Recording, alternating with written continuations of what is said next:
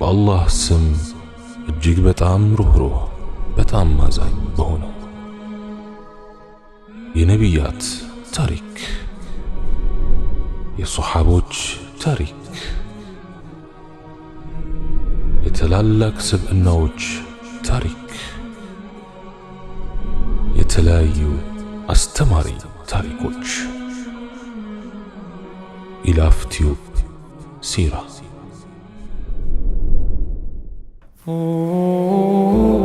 بسم الله اللهم لك الحمد كما ينبغي لجلال وجهك وعظيم سلطانك والصلاة والسلام على حبيبنا وشفيعنا رسول الله وعلى آله وصحبه ومواله رب اشرح لي صدري ويسر لي أمري واحلل عقدة من لساني يفقه قولي السلام عليكم ورحمة الله وبركاته أسامة ابن زيد رضي الله عنه عند جزي يأمانيوش عزاج عمر ابن الخطاب رضي الله عنه كبيت المال ويمكا جمجا بيت جنزب وجي أدرقو لمسلموش إياك كفافلو نبر يلجات جوي عبد الله ابن عمر رضي الله عنه تراسي درس عمر رضي الله عنه درشاون ستوت كزيام يا أسامة رضي الله عنه ترى نبرنا عمر رضي الله عنه لعبد الله كستوت أتف يمياكل ستوت عبد الله رضي الله عنه ينكاس توالى بوهلا أباتون أسامان بني لاي انديت يهن ياكل للتاس بلتو چالك انيك الله ملكتنيا عليه الصلاة والسلام قال يادركوتن ياكل زمچا رسو على درقن على جو عمر رضي الله عنه يميكتلون ملس للجات جو ستو لجي هوي أسامة نبيو عليه الصلاة والسلام زند كانت يبلت أتوداج سيهون አባቱ ዘይድ ደግሞ ካንተ አባት የበለጠ ተወዳጅ ነበር ለዚህ ነው እርሱን ካንተ ያስበለጥኩት ይህ ነብዩ አለይሂ ሰላቱ ወሰለም ዘንድ ተወዳጅ አባቱም ለነብዩ አለይሂ ሰላቱ ወሰለም እጅግ ቀራቢ የነበረ ሰው ለመሆኑ ማን ነው አሁን በሰዎች ዘንድ ተወዳጁ የነብዩ አለይሂ ሰላቱ ወሰለም የተወዳጅ ልጅ በሚል መጠሪያ የሚታወቀው ኡሳማ ኢብኑ ዘይድ ረዲየላሁ ዐንሁ ነው አባቱ ዘይድ ኢብኑ ሐሪታ ረዲየላሁ ዐንሁ ሲሆን የነብዩ ሰለዋቱ ረቢ ወሰላሙሁ ዐለይሂ አገልጋይ የነበረና በኋላም ነፃ የወጣ ቅድመ ኢስላም ከነፃነቱ ከአባቱና ከመላው ቤተሰቡ ይልቅ ነብዩን ዐለይሂ ሰላቱ ወሰላም በመውደድ ከእርሳቸው ጋር መሆንን የመረጠ ታላቅ ሰው ነበር ነብዩ ዐለይሂ ሰላቱ ወሰላም የጉዲፈቻ ልጅ በስጋ እንደተወለደ ልጅ እንደማይቆጠርና ውርስ እንደማይገባው የሚያውጅ ሰማያዊ መልእክት ወይም ዋሂ ከመውረዱ በፊት ዘይድ ልጄ ሲሆን እርሱ ይወርሰኛል እኔም እወርሰዋለሁ በማለት ይናገሩ ነበር ይህም በመሆኑ ኢስላም ከመጣ በኋላ ይህ መለኮታዊ አዋጅ እስኪወርድ ድረስም ዘይድ ኢብኑ ሙሐመድ በሚል መጠሪያ ይታወቅ የነበረ መሆኑ እውነት ነው ዘይድ ኢብኑ ሐሪታ ረዲየላሁ ዐንሁ ተወዳጁን የነብዩን ዐለይሂ ሰላቱ ወሰላም አገልጋይና የጥቢ እናት ሐበሻዊቷን ኡሙ አይመንን ረዲየላሁ ዐንሃ አግብቶ ኡሳማን ረዲየላሁ ዐንሁ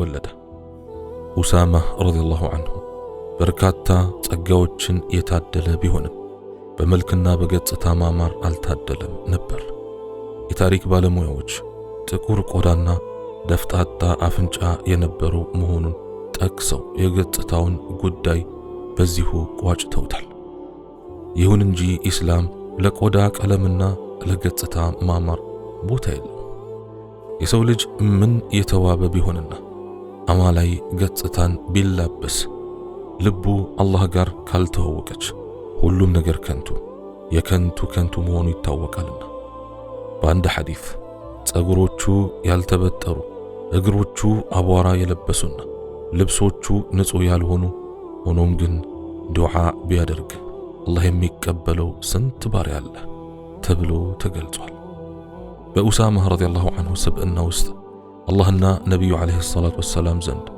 ተወዳጅ የሚያደርጉት በርካታ ባህሪያት ይገኙ ነበር እርሱ ኢስላምን በጠዋቱ ከተቀበሉ ሁለት ቸር የነብዩ ዐለይሂ ሰላቱ ወሰላም ቤተሰብ አባላት የተወለደ ሲሆን ለነብዩ ዐለይሂ ሰላቱ ወሰላም ታማኝና እውነተኛ አማኝም ነበር ስለሆነም የቆዳው ቀለም ጥቁር ቢሆንና አፍንጫው ቢደፈጥጥም የእርሱን ስብዕና ለመመዘን በቂ ክብደት የላቸውም፣ አልነበራቸውምም።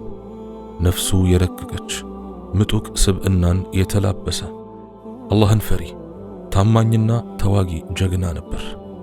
ከሁሉም በላይ ደግሞ የተወዳጁ ነቢይ ዓለይሂ ሰላቱ ወሰላም አይኖች ማረፊያና እጅግም የሚሳሱለት ቤተሰባቸው መሆኑ ይታወቃል።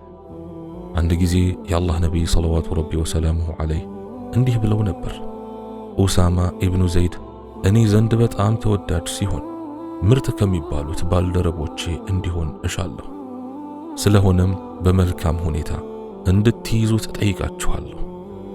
በነቢዩ ዓለይሂ ሰላቱ ወሰላም ቤተሰብ ውስጥ ተወልዶ በማደጉ ከዘመነ ጃሂልያ ወግና ልማድ ነፃ ነበር። ስለሆነም ንጹሕ በሆነው መንፈሱ ውስጥ ተፈጥሯዊ የሆነው የኢስላም ሃይማኖት ያለምንም ተቀናቃኝ ሰርጾበት ነበር። ኡሳማ ረዲየላሁ ዐንሁ ምንም እንኳን በዕድሜ ለጋ ቢሆንም እንደ ሙስሊም ብሎም እንደ አማኝ ሰው ያሉበትን ግዴታዎች ሁሉ በብቃት በመወጣት የነቢዩን ዓለይሂ ሰላቱ ወሰላም ሱናዎች አጥብቆ ይዞ ነበር። ቀደም ባሉት ምዕራፎች እንዳወሳነው ኡሳማ ረዲየላሁ ዐንሁ መልከ መልካምና አፍንጫ ሰልካካ ባይሆንም ነቢዩ ዓለይሂ ሰላቱ ወሰላም ዘንድ ከሐሰንና ከሑሰይን እኩል በሚባል ደረጃ ተወዳጅ ነበር። ይህ እንዲሆን ከሁሉም በላይ ምክንያት የሆነው ኢስላም ለቆዳ ቀለም፣ ለመልክ፣ ለቁመና ብሎም ለዘር ፍጹም ቦታ የማይተው ሃይማኖት በመሆኑ ነው። ይህ ጥብቅ የኢስላም እይታ በቀጣዩ ወርቃማ ቁርአናዊ መርህ በሚገባ ተንጸባርቋል። አዑዙ ቢላሂ ሚነ ሸይጣን ረጂም يا أيها الناس إنا خلقناكم من ذكر وأنثى وجعلناكم شعوبا وقبائل لتعارفوا إن أكرمكم عند الله أتقاكم إن الله عليم خبير እናንተ ሰዎች ሆይ እኛ ከወንድና ከሴት ፈጠርናችሁ እንድትተዋወቁም ጎሳዎችና ነገዶች አደረግናችሁ። አላህ ዘንድ በላጫችሁ በጣም አላህን ፈሪያችሁ ነው። አላህ ግልጽን አዋቂ ውስጥንም አዋቂ ነው። ሱረቱል ሁጁራት አንቀጽ 13። ነቢዩ ሰለዋቱ ረቢ ወሰላሙሁ ዐለይህ ከበርካታ ዓመታት ተጋድሎ በኋላ መካን በከፈቱበት ዕለት ከመጓጓዣቸው በኋላ ተፈናጦ አብሯቸው የገባው ሰው ሌላ ሳይሆን ኡሳማ ኢብኑ ዘይድ ረዲየላሁ ዐንሁ ነበር። በዚያ ዕለት በነቢዩ ዓለይሂ ሰላቱ ወሰላም ቀኝና ግራ ቢላል ኢብኑ ረባህ ረዲየላሁ ዐንሁና ኡሳማ ኢብኑ ዘይድን ረዲየላሁ ዐንሁ እንጂ ሌላን ሰው ማየት አይቻልም ነበር። እነዚህ ሁለት ባለ ጥቁር ቆዳና ከርዳዳ ጸጉር ሙስሊሞች በዚያ ዕለት ነግሰው ነበር ማለት ይቻላል። ታዲያ አሁን እስካለንበት ቅጽበት ድረስ እጅግ ሰልጥነዋል በሚባሉ ማህበረሰቦች ዘንድ ለጥቁሮች የሚሰጣቸውን ቦታ አሳምረን እናውቅ የለምን? ኢስላም ምን ያማረ ሃይማኖት ነው! የአላህ መልእክተኛ ሰለዋቱ ረቢ ወሰላሙሁ ዐለይህ አቡበክር ረዲየላሁ ዐንሁና ዑመርን ረዲየላሁ ዐንሁ የመሳሰሉ ታላላቅ ባልደረቦቻቸው የሚገኙበትን ሰራዊት እየመራ እንዲዘምት ኡሳማን ረዲየላሁ ዐንሁ መላካቸው ይህ ሰው ያለውን ደረጃ ወይም ሸረፍ የሚያሳይ ሌላው አብነት ነው። ኡሳማ ረዲየላሁ ዐንሁ ያኔ ገና የ20 ዓመት ወጣት እንደነበር ልብ ይለዋል። በዚያ ጊዜ እርግጥ ነው በርካታ ሶሐቦች ሳይቀሩ ለዚህ ጥቁር ወጣት በተሰጠ የተጋነነ የሚመስል ኃላፊነት አልተደሰቱም ነበር። ይህ ሐሳብ በሙሃጅሮችና አንሷሮች ጭምር የተስተዋለ መሆኑ አይካድም። ይህ የሰዎች ጉምጉምታ ታዲያ ነቢዩ ዓለይሂ ሰላቱ ወሰላም ጆሮዎች ዘንድ መድረሱ አልቀረም። ያን ጊዜ ነቢዩ ዓለይሂ ሰላቱ ወሰላም ሚንበር ላይ ወጡና እንዲህ አሉ። አንዳንድ ሰዎች ኡሳማ የጦር አዛዥ ሆኖ በመሾሙ ትችት እያሰሙ እንደሆነ አውቄያለሁ። እነዚህ ሰዎች ኡሳማን የሚተቹ ከሆነ የአባቱንም አዛዥ ተደርጎ መላክ እየተቹ ነው ማለት ነው። ነገር ግን አባቱም ሆነ እርሱ ለአዛዥነት የተገቡ ናቸው። እርሱ ከአባቱ በመቀጠል እኔ ዘንድ እጅግ ተወዳጅ ሲሆን ከደጋግ ሰዎች እንደሚሆን ተስፋ አደርጋለሁ። በመልካም ሁኔታ እንድትታዘዙት እጠይቃችኋለሁ። የአላህ መልእክተኛ ዓለይሂ ሰላቱ ወሰላም የኡሳማ ረዲየላሁ ዐንሁ ጦር መዲናን ከመልቀቁ በፊት በማረፋቸው የዘመቻውን ውጤት ለማየት ባይታደሉም የኡሳማን ዘመቻ አስፈጽሙ የሚል መመሪያ ሰጥተው ነበር። በነቢዩ ዓለይሂ ሰላቱ ወሰላም ሞት ምክንያት ሁኔታዎች ቢቀያየሩም ተተኪያቸው የሆኑት አቡበክር ረዲየላሁ ዐንሁ አደራውን ተፈጻሚ ለማድረግ በእጅግ ነበር የተጉት። ባይሆን ዑመር ረዲየላሁ ዐንሁ አማካሪያቸው ይሆኑ ዘንድ መዲና እንዲቆዩ አቡበክር ረዲየላሁ ዐንሁ ኡሳማን ረዲየላሁ ዐንሁ ፈቃድ ጠይቀዋል። የሮማውያኑ ንጉሥ የነቢዩን ዓለይሂ ሰላቱ ወሰላም መሞት በሰማበት ቅጽበት ሙስሊሞች በኡሳማ የሚመራ ሰራዊት ልከው የሶሪያን ድንበር እያጠቁ መሆኑን ሲሰማ መደነቁን መደበቅ አልቻለም።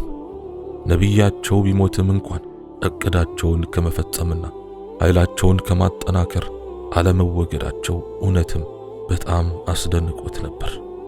ይህን ተከትሎ ሮማውያን በሶሪያ ድንበር ከሙስሊሞች ጋር የሚያጋጫቸውን ስፍራ ሁሉ ትተው ወደ ኋላ በማፈግፈግ ኃይላቸው መሸማቀቅ የጀመረበት ሁኔታ ተፈጠረ። ከሙስሊሞች ጋር መዋጋት አለመፈለጋቸውም ታወቀ። የኡሳማ ረዲየላሁ ዐንሁ ሰራዊት ምንም ጉዳት ሳይደርስበት ወደ መዲና ተመለሰ። በዚህም የተነሳ ሙስሊሞች ከኡሳማ ጦር የበለጠ አንዳች ጉዳት ሳያገኘው የተመለሰ ጦር የለም በማለት ይናገራሉ። ኡሳማ ነቢዩ ዓለይሂ ሰላቱ ወሰላም ከመሞታቸው 2 ዓመት በፊት አንድ አነስተኛ ተዋጊ ቡድን እየመራ እንዲሄድ ተልእኮ ተሰጥቶት ነበር። ይህ ዘመቻ በአመራር ሰጭነት ለመጀመሪያ ጊዜ ያደረገው ዘመቻ ሲሆን ተልእኮውን በብቃት ተወጥቶ ተመልሷል። የድሉ ብስራት ቀድሞ ነቢዩ ዓለይሂ ሰላቱ ወሰላም ዘንድ ደርሶ ነበርና መዲና ሲገባ ሞቅ ያለ አቀባበል አደረጉለት። ሁኔታውን እርሱ እንዲህ ያጫውተናል። ነቢዩ ዓለይሂ ሰላቱ ወሰላም ዘንድ ስደርስ የድሉን ዜና ቀደም ብለው ሰምተው ስለነበር ፊታቸው በደስታ በርቶ ነበር። ከዚያም አጠገባቸው እንዲቀመጥ አድርገው ሁሉንም ጉዳይ በዝርዝር እንዳጫውታቸው ጠየቁ። እኔም ሁሉንም ነገር አስረዳው። በአንድ አጋጣሚ ከሃዲያኑ እየተሸነፉ ባሉበት ሁኔታ አንዱን እያሳደድኩ ጦሬን ልሰነዝርበት ስዘጋጅ ላኢላሃ ኢላላህ ወይም ከአላህ በስተቀር የሚመለክ ጌታ የለም የሚል ቃል ካንደበት ወጣ። እኔ ግን ዝም ብዬ በጦሬ ወግቼ ገደልኩት አልኳቸው። በዚህ ጊዜ ነቢዩ ዓለይሂ ሰላቱ ወሰላም ተቀየሩ። ከዚያም እንዲህ አሉ፣ ወየውልህ ከአላህ በስተቀር የሚመለክ ጌታ የለም እያለ ገደልከውን? ይህን አባባላቸውንም ከመደጋገማቸው የተነሳ በዚህ ዕለት እንደ አዲስ ኢስላምን በተቀበልኩ ብዬ ተመኘው። ከዚህ ዕለት በኋላ ላኢላሃ ኢላላህ የሚልን ሰው ላለመዋጋት ወሰንኩ። ሁኔታውን ልብ ብለን እንየው። ይህ አጋሪ የነበረ ሰው ምናልባትም በእጁ በያዘው ሰይፍ ላይ የሙስሊሞች ደምና ቁራጭ ስጋቸው ተለጥፎበት ይሆናል። እንደዚያም ሆኖ ያችን ቃል በመናገሩ ምክንያት ደሙ ክብሩና ንብረቱ የተጠበቁ ናቸው። ነቢዩ ዓለይሂ ሰላቱ ወሰላም ኡሳማን በዕለተ ቂያማ ላኢላሃ ኢላላህ የምትለው ቃል አላህ ፊት ክስ ብታቆምብህ ምን ይውጥሃል እንዳሉት ተወስቷል። ዛሬ በየስፍራው የምናየውና የምንሰማው ግን የተለየ ክስተት ነው። ሰዎች ላኢላሃ ኢላላህ ብለው በአላህ ጌትነት በነቢዩ ዓለይሂ ሰላቱ ወሰላም መልእክተኛነትና በቁርአን መሪነት አምነው ካፊር እየተባሉ ነው። ይህ በጣም የሚያሳዝን ሁኔታ ሆኖ እዚህም እዚያም ይስተዋላል። ኡሳማ በኸሊፋው ዓሊ ረዲየላሁ ዐንሁና በተቀናቃኛቸው ሙዓዊያ ረዲየላሁ ዐንሁ መካከል በተነሳው ውዝግብ ከሁለቱም ወገን ላለመሰለፍ በመወሰን ገለልተኛ መሆንን መርጧል። ምንም እንኳን ሐቁ ያለው በኸሊፋው ዓሊ ረዲየላሁ ዐንሁና በተከታዮቻቸው ወገን መሆኑን ቢያውቅም ያቺ ከነቢዩ ዓለይሂ ሰላቱ ወሰላም የተሰጠችው ነቀፋ ሁል ጊዜም ስታስበረግገው ኖራለች። እናም ላኢላሃ ኢላላህ የሚልን ማንንም ሰው ላለመዋጋት በመወሰን በዚሁ አቋሙ እድሜ ልኩን ዘልቋል። አንድ ጊዜ ሰዎች አላህ በቁርአኑ وقاتلوهم حتى لا تكون فتنة ويكون الدين لله فإن انتهوا فلا عدوان إلا على الظالمين وكت اسكما يجنينا ሃይማኖት ለአላህ ብቻ እስከሚሆን ድረስ ተጋድለዋቸው ቢከለከሉም ወሰንን ማለፍ በበዳዮች ላይ እንጂ የለም ወሰን አትለፉባቸው። ሱረቱል በቀራ አንቀጽ 197 ማለቱን ጠቅሰው ከውጊያ ራሱን ሊያገል እንደማይገባ ባሳሰቡት ጊዜ ይህ አንቀጽ የወረደው ለአጋሪዎች ሲሆን ሃይማኖት ለአላህ ብቻ እስኪሆንና ሁከት እስከማይገኝ ድረስ ተጋድለናቸዋል ማለቱ ተወስቷል።